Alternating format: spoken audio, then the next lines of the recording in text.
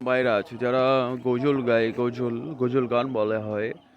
তার ভিতরে অনেকটা যেটা বলা হয় খুবই দুর্ভাগ্য আমাদের বিষয় যে গজলটা দয়া করে আপনারা গাইবেন না, ওর থেকে কোরআন শরীফ পড়বেন, খুবই ভালো হবে। কোরআন শরীফ যদি 100টা মাওলানাও পাঠ করেন, কি সারা গ্রাম ধরে পাঠ করেন, তাহলে বিষয়টা খুবই ভালো লাগবে। কেন কি গজল গাওয়াটা আমার অন্তত মনে হয় গজল গাওয়াটা উম, অন্য অন্য নয়, নিজেদের ভিতরে কিছু অন্য কিছু ইঙ্গিত দেওয়ার জন্য।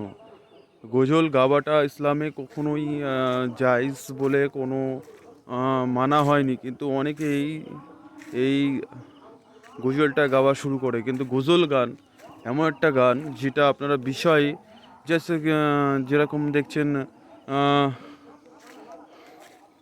আহ, মোহাম্মদ সাল্লাহ সাল্লাম যিনি আছেন, তিনিও গজল গাওয়া গান কিন্তু পছন্দ করতেন না।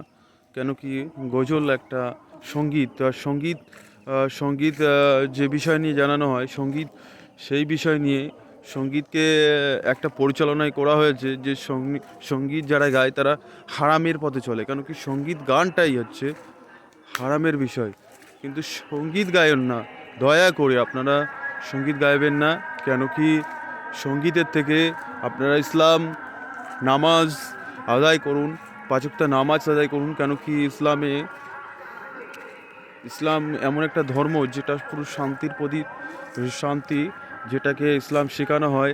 যা মোহাম্মদ সাল্লাহ সাল্লামকে বলেন, আদম সাল্লামকে বলেন, আর যাই বলেন, কখনো কিন্তু তারা সঙ্গীত গায়নি। কেন কি তারা বিষয়টা জানেন। ইঙ্গিত করে কিছু মানুষ এই সঙ্গীতটা তৈরি করেছেন, একটা গীত যেটা সঙ্গীত সমস্ত আল্লাহর সাথে কোনো কানেকশন নেই।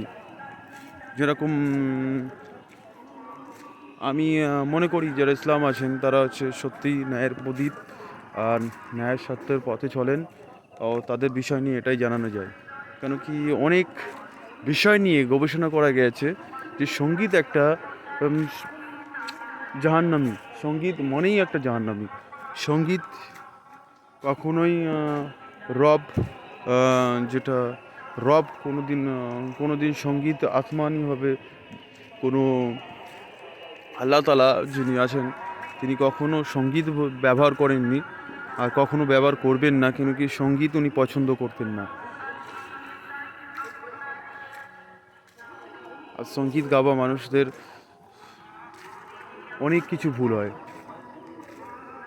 কিন্তু সঙ্গীতে দেখবেন কখনোই কোনো কোরআন শরীফ বলো, কোনো ইঞ্জিল বলো, যে কোনো 4টে কিতাবের মতন আসমানি কিতাব থেকে শুরু করে তাদের মধ্যে কখনোই সঙ্গীত বলে কোনো ইঙ্গিত করা হয়নি। কিন্তু সঙ্গীত ইঙ্গিতই নেই, কিন্তু তবু ইসলাম ভাইয়েরা সঙ্গীত এটা সব জায়গায় চালান। কেন গজল চালান, গজল গান সঙ্গীত পরিবেশন, ওটা কিন্তু খুবই সত্য। এটা খুবই দুর্ভাগ্য ব্যাপার আমাদের ইসলামদের মধ্যে, যেটা বিষয় নিয়ে আমিও আজ পর্যন্ত ঘোষণা করতে পারিনি। তো আজ একটা ছোট্ট ভিডিও আমি আপনাদের সামনে আপলোড করতে চাই। যারা ইসলামকে বিশ্বাস করবেন তারা ইসলামের সমস্ত কিতাবে এটা কিতাবে ইঙ্গিত করা নেই। যারা জানি না কোন কিতাব আছে যেতে সঙ্গীত ইঙ্গিত করা আছে, তো সেই কিতাবগুলোকে সত্যি আপনারা জানাবেন আমার এই কমেন্টের মাধ্যমে। কিন্তু আমি মনে করি যেটা নানান তত্ত্বভাবে যে সঙ্গীত ইসলামে কোনো জায়গায় ইঙ্গিত করা নেই।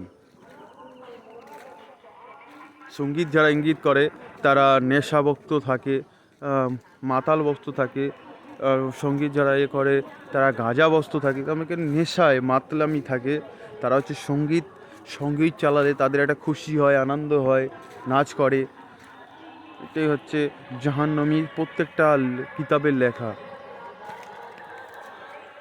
জানি না আবার কোন বিষয় নিয়ে যদি ভুল থাকে তা আমাকে একটু ধরিয়ে দেবেন, যে বিষয়টা নিয়ে কোন জায়গায় আমি এখনও সত্য। ছোট্ট একটা নাজুক বান্দা, যেটা হচ্ছে আমি অনেক কিছুই জানি না, তবুও যেইটুকুনি জানলাম সেইটুকুনি আপনাদেরকে জানাচ্ছি।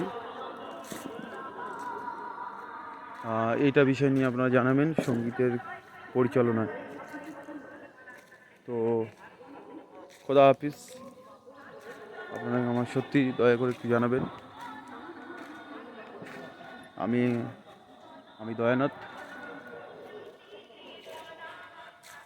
আমি সমস্ত কিতাব ছোট ছোট জানতে চাচ্ছি, শুধু সমস্ত জায়গা থেকে ইঙ্গিত করে করে।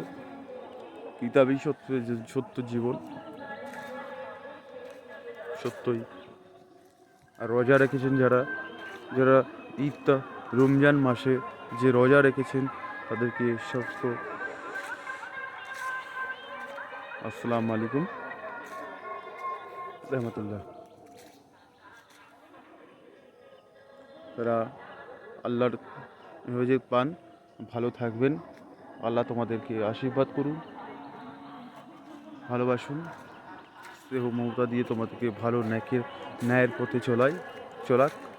তোমরা ইসলামকে আরও শক্ত মজবুত করে চলো, কোনো হিংসা না করে, মারপিট না করে, খুনোখুনি না করে।